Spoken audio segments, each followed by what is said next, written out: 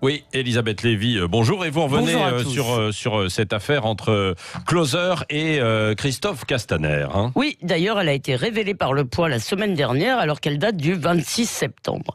Le tribunal de grande instance de Nanterre a estimé à cette date que Closer avait le droit de révéler que Christophe Castaner avait une liaison, ainsi que l'identité de l'heureux élu. Alors, je vous rappelle l'image qui avait été publiée le 14 mars dans le journal People. Elle avait fait scandale et elle datait du soir du 9 mars, au terme de la 17e journée de mobilisation des Gilets jaunes, qui avait été, comme beaucoup d'autres, assez pénible pour les forces de l'ordre.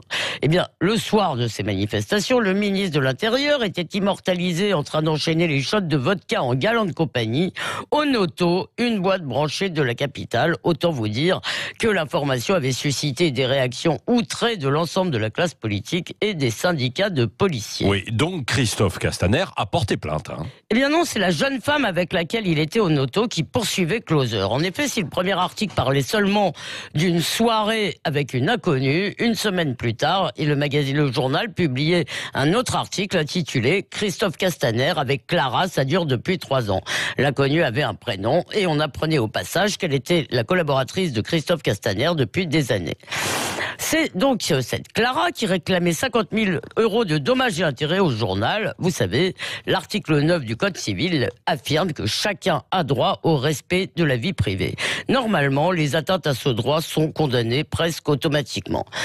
Pourtant, cette fois, le juge en a décidé autrement. Alors, au terme d'un raisonnement tout de même contestable, il parle d'abord du climat, je cite, « Les dégradations matérielles et les violences physiques émaillant régulièrement les manifestations ont soulevé de légitimes interrogations sur l'action du ministre de l'Intérieur. Dans ce contexte, poursuit le tribunal, celui-ci s'est retrouvé, je cite, en compagnie d'une jeune femme avec laquelle il échangeait des gestes de tendresse et de complicité amoureuse. La dite jeune femme s'étant avérée être non l'épouse de Monsieur Castaner, mais Madame Clara S. En conséquence, en divulguant cette liaison et l'identité de la maîtresse du ministre, eh bien, Closer contribuait, je cite, à une légitime information du public sur un événement d'actualité et un débat d'intérêt général sur la politique de sécurité publique. Oui, effectivement, que le ministre de l'Intérieur aille en boîte, est-ce que c'est ça a un intérêt politique, quoi? Oui, sans doute, mais en quoi le nom et le statut marital de la personne qui l'accompagnait nous regardent-ils? Le problème aurait-il été différent si Christophe Castaner avait fait la bringue avec son épouse légitime ?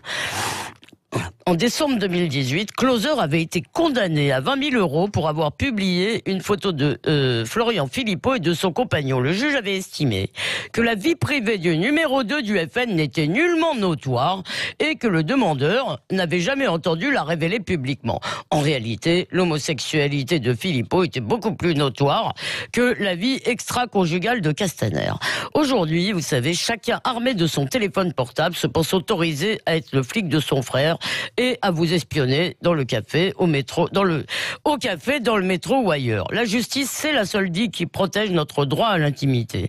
Alors non, aucune loi morale ou écrite n'oblige quiconque, même pas un ministre, à dire à ses contemporains qu'il couche avec son assistante, à moins bien sûr que celle-ci soit une espionne russe. En relaxant Closer, le juge nous invite à espionner par les trous de serrure. Sous couvert du droit d'informer, il oppose au gouvernant un devoir de transparence totale qui est l'un des noms de la barbarie. Merci Elisabeth Lévy, chaque matin le regard libre avec vous Elisabeth, on vous retrouvera demain matin.